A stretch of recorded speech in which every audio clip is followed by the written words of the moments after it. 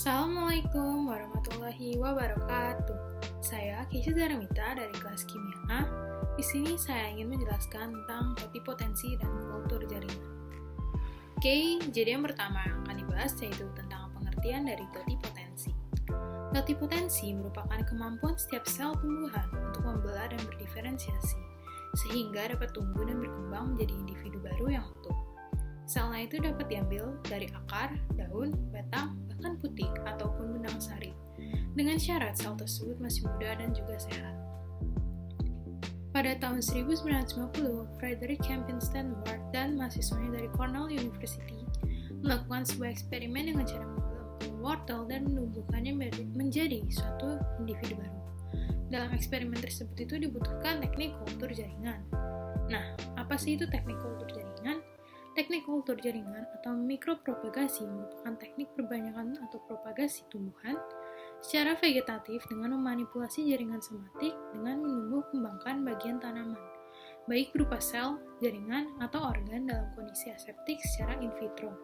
In vitro itu merupakan kultur organ atau sel pada medium pertumbuhan yang mengandung nutrisi di dalam suatu wadah terbuat dari kaca atau gelas seperti Erlenmeyer dan botol kaca dan sebagainya yang dalam kondisi lingkungannya itu terkontrol.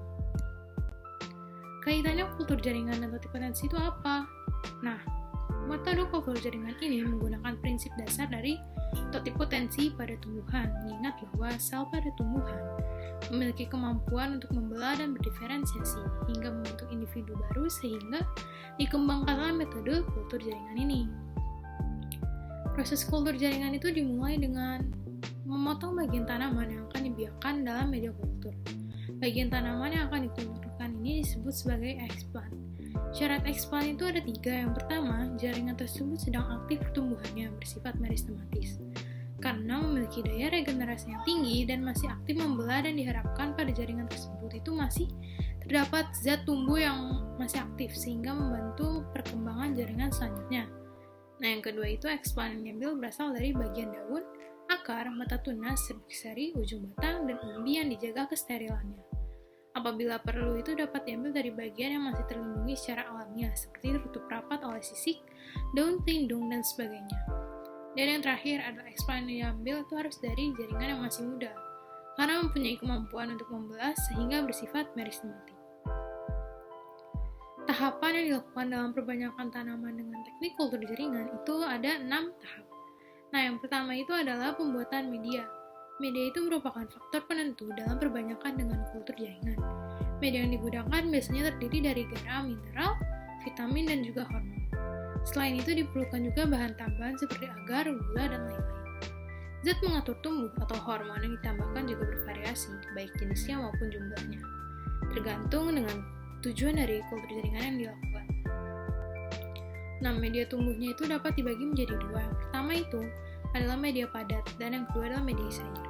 Media padat umumnya itu berupa padatan gel seperti agar, di mana nutrisi yang dicampurkan pada agar. Sedangkan media cair adalah nutrisi yang dilarutkan di air. Media cair ini dapat bersifat tenang atau dalam kondisi selalu bergerak tergantung kebutuhannya. Nah, tahapan yang kedua yaitu inisiasi. Inisiasi adalah pengambilan explant dari bagian tanaman yang akan dikulturkan. Bagian tanaman yang sering digunakan untuk kegiatan kultur jaringan itu adalah tunas. Lalu yang ketiga adalah sterilisasi. Maksud dari sterilisasi ini adalah kegiatan dalam kultur jaringan yang dilakukan di tempat yang steril, yaitu di laminar flow, dan juga menggunakan alat-alat yang steril. Salah satu cara mensterilkan alatnya itu dengan menggunakan etanol yang disemprotkan secara merata pada peralatan yang digunakan. Selanjutnya adalah multiplikasi. Ini merupakan kegiatan memperbanyak calon tanaman dengan menanam explant pada media.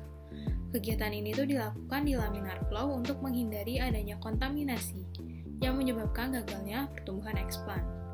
Tabung reaksi yang telah ditanami explant akan diletakkan pada rak-rak dan ditempatkan di tempat yang steril dengan suhu kamar. Lalu yang kelima adalah pengakaran. Pengakaran ini merupakan fase di mana explant akan menunjukkan adanya pertumbuhan akar, yang menandai bahwa proses kultur jaringan yang dilakukan mulai berjalan dengan baik. Pengamatan ini dilakukan setiap hari untuk melihat pertumbuhan dan perkembangan akar, serta untuk melihat adanya kontaminasi oleh bakteri ataupun jamur. Eksplor yang terkontaminasi akan menunjukkan gejala seperti berwarna putih atau biru. Itu disebabkan oleh jamur ataupun juga busuk yang disebabkan oleh bakteri. Tahapan yang terakhir yaitu aklimatisasi. Ini merupakan kegiatan memindahkan eksplan keluar dari ruangan aseptik ke bedeng. Pemindahan ini dilakukan secara berhati-hati dan bertahap, yaitu dengan memberikan sungkup. Sungkup digunakan untuk melindungi bibit dari udara luar dan serangan hama penyakit karena bibit hasil kultur jaringan sangat rentan terhadap serangan hama penyakit dan udara luar. Nanti setelah bibitnya mampu beradaptasi dengan lingkungan barunya, maka akan secara bertahap sungkupnya itu dilepaskan dan pemeliharaan bibit dilakukan dengan cara yang sama dengan pemeliharaan bibit generatif. Dan juga di gambar sebelah kiri ini ada gambar yang tahapan dari kultur jaringan tadi. Selanjutnya adalah kelebihan dari kultur jaringan. Nah, yang pertama itu adalah menghasilkan tanaman anakan yang serupa persis dengan tanaman induk.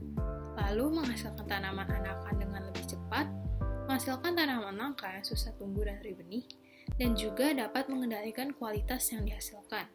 Sedangkan kekurangannya kultur jaringan itu tidak dapat adanya keragaman genetik pada tanaman anakan, lalu tidak dapat menghasilkan varietas baru, dan akar tanaman dari metode seperti pencangkokan itu lebih lemah.